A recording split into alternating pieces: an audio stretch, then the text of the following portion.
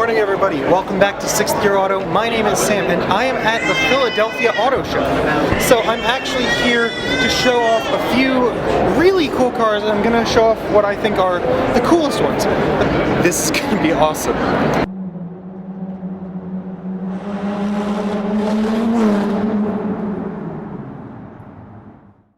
So this is kind of cool. It's a custom A90 Supra. As you can see, the Bride and HKS mods. It's got the extra carbon attachments along the front lip, the side sills, the door, and the wing, and it looks like a rear diffuser as well.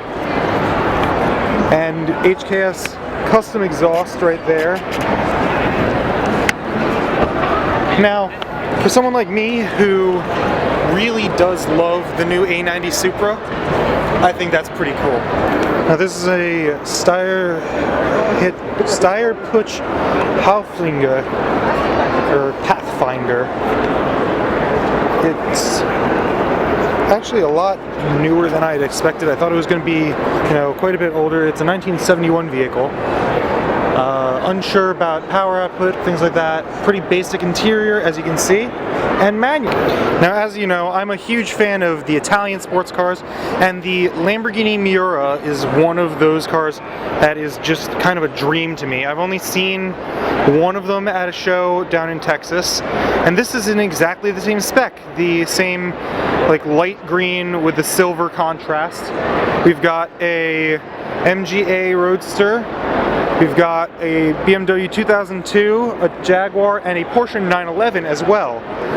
But Lamborghini Miura will always take the cake. Of course, I have to give some love to the movie cars. We got the DeLorean from Back to the Future, the Toyota from Toy Story, and the van from Dumb and Dumber. We've got some more movie cars. We've got the AMC Pacer from Wayne's World. We've got the Rat Rod from Fate of the Furious. We've got the Subaru WRX from Baby Driver. And we've got the Ford GT40 all the way down at the end from Ford versus Ferrari. I really don't know what I can say. It's a gritty truck. It's just a gritty truck. Now this is a little bit back to the kind of stuff back down in Texas. The Corvette Weld racing wheels, modified drag wheels in the back, supercharged or pro-charged meth injection. That's more along the lines of what I've seen at the car shows recently in Texas, if you've been following the channel, which you should be. Now, although these cars may be going out of production, I'm still a huge fan of the Fiat 124 and 124 Abarth. Now, if you remember, these cars were based on the Mazda Miata MX-5, the ND generation, but they put the 1.4 liter turboed from the engine in the Fiat 500 Abarth in the car, so bringing it up to about 164 horsepower, giving it that little bit of a more aggressive snarl than it had otherwise. Now, I know that this car's been around now for a while, but I haven't ever seen it in person. The new Corvette C8 Stingray Roadster. Now, what are your thoughts on this? Because this is really stacking up to be a serious supercar fighter at about $60,000, and it just ran a Nürburgring lap of sub 7 minutes 30 seconds. That is just startling for a $60,000 Chevy sports car. This is actually what I'd probably buy if I was in the market for a new Mustang. This is the high performance package for the 2.3 liter EcoBoost Coupe. Now, obviously I care still a lot about good fuel economy, things like that, so a high performance package like this makes it the best of both worlds. Now we're over by some of the more exotics. We've got two Aston Martin DB11s, as well as the new Vantage Coupe and the DBS Superleggera. In the back you can see the new Karma Rivero and the Rolls-Royce Cullinan Black Badge model. Now, I'm actually a huge fan of these. I've driven one or two when I was at work, and the V-Vantage models now are just truly stunning cars, especially with the performance help from AMG now. We also have the Huracan Evo Spyder, the Aventador S Coupe, and the Huracan Evo Coupe down there. Now, with these two being the same spec, which would you take? The Coupe or the Roadster. But now we're coming up on the section I really wanted to show, and actually why I flew back up to Philly from Texas for the CF Charities booth, because there's some pretty crazy cars, and I'm going to give you a separate video solely on the all-new SSC Tuatara. We've got the SSC Ultimate Aero, one of Larry's cars that's here, including the Tuatara, the Lamborghini over there, and a few others.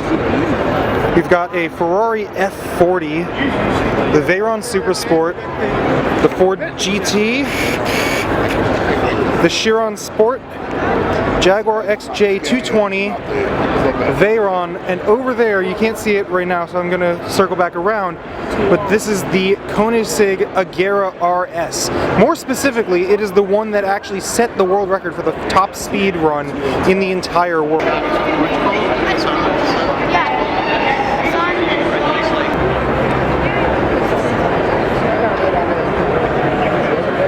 So in addition to Sparky's Koenigsegg Agera RS, we have the Bugatti Veyron, we've got the Jaguar XJ220, and we've got the Chiron Sport over on the end. Now, we have about, there's 7 of the world record cars here right now, which is the Koenigsegg, the Veyron, the Chiron, the XJ220, the F40, Ultimate Aero, and the Tuatara. So like I said, in one row, we've got the Bugatti Chiron Sport with the top speed of 270 miles an hour. We've got the Koenigsegg Agera RS with a top speed of 277.9.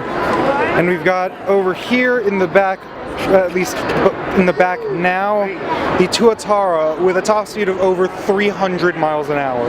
Now, since I know a lot of you love them, the Ferrari F40 is here next to the Bugatti Veyron Super Sport and the SSC Ultimate Aero. Now, this one right here, the Veyron Super Sport, is actually a very dark blue carbon fiber, but the Ferrari, on the other hand, is finished in the Italian red paint job with the red interior, as people pretty much always dreamed of. This car I'm actually pretty interested in. This is the new, I think, CT4V, actually, starting at $44,495. This is pretty much the successor to the Cadillac ATS. This is also not the top performance model, as Cadillac is putting in another level above the V trim. That said, the car still is done up to a much better handling spec than before. And this one actually features an all-wheel drive system as well, similar to the C43 AMG in terms of market as well as performance. Now, of course, I'm a big fan of the McLarens, but I'm starting to like the 720 more than the 570, which is a problem because I can't afford either of them. I mention this every time I see it. I'm a huge fan of the new Acura NSX. I really do think it is a proper successor to the original back in the 90s, because what that did was it brought the Ferrari performance to average individual price, while this brings hypercar performance to the supercar price. The newest version of the Audi R8 Spyder here. So this one's a little bit different from the Decennium, which they're only making, I think, 50 of. In the sense, this one does not have the bronze wheels, nor does it have a few of the different interior accents. But the Audi R8 is still an incredible performance value, considering that it is pretty much the same performance as a Lamborghini for the price of a Porsche. So I'm actually a fan of this. As much as people hate the SUV coupe designs, I actually am a big fan of the Macan Turbo Coupe, or the Turbo S, but it only works because every Porsche that people remember, save for the Cayenne, is generally a coupe. So a Cayenne coupe makes a lot of sense. Now, this is pretty much a dream spec for me.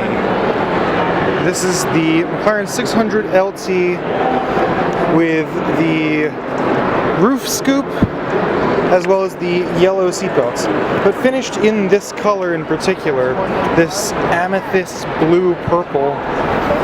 It is just a perfect spec, including the yellow brakes. I'm a huge fan of these. It's pretty much probably the dream car at this point. Now this car debuted yesterday as it was under a tarp until then. This is the McLaren Senna GTR. So the McLaren Senna turned into a full-on race car, more than it already was. This one's finished in this two-tone blue and turquoise with black wheels and the orange brakes, signature of McLaren. Inside it has the racing buckets as well as the absolutely massive wing on the back of the car. The Senna GTR is not a road legal vehicle, it is the actual race car. And you can see that actually from the different racetracks they designed around the vinyl, as well as the specifications of the sponsors on it. So Pirelli, Richard Mille, and this car is just breathtaking. Now this car I'm actually very interested in. This is the new Genesis G90, the executive sedan built by Genesis with some of the absolute coolest looking wheels. As you can see here, this car competes with the cars such as the Mercedes S-Class, the Acura RL, the Audi A8, and the other large flagship sedans. So as non-interesting as this kind of is, at the same time, it's an interesting way to show off the all-wheel drive system that the Altima has. This one's fitted with a full Borla exhaust, as seen right there, and tracks on it, because that's what Nissan do. So this is pretty cool. I have been a huge fan of the Lexus LC500 since its debut, and they dropped this. This is the LC500 convertible, and it is honestly breathtaking looking. It's just got such sleek lines. The rear seats are kind of pointless, I don't know why they're there, but it's so pretty. It's such a pretty car. I really do love this. And of course with the Roadster we do have to show the Coupe as well, finished in this brilliant red color with the tan interior, as opposed to the one up there which is white with the red interior. Which spec do you like more? I do still love this, which is the GSF sedan. V8 rear-wheel drive. They handle nice, they drive real nice, and they're actually really comfortable from the little bit I've driven it. I can't say I'd pick it over, say, that, the RCF. I can't pick it over RCF, but that's also because I like coupes more than sedans still.